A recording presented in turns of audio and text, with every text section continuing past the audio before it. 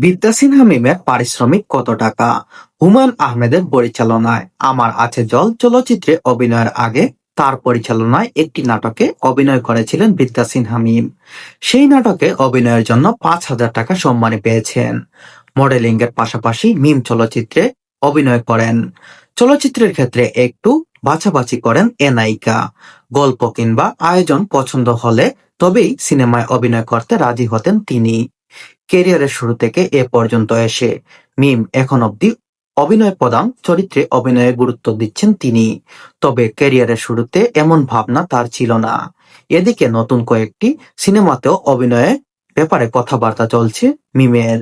মিম যেসব প্রযোজক এবং পরিচালকদের সঙ্গে কাজ করেছেন তাদের কাছে জিজ্ঞাসাবাদের ক্ষেত্রে জানা যায় মিম প্রতিটি সিনেমার জন্য 15 থেকে 20 লক্ষ টাকা চার্জ নিয়ে থাকেন। আর এটাই সীমাবদ্ধ নয়, কিন্তু কথাবার্তার মাধ্যমে সেখানে কিছু কম বা বেশি হয়ে থাকে। জানা যায় মিম প্রতি চলচ্চিত্রের জন্য 15 লক্ষ টাকারও বেশি চার্জ করে থাকেন।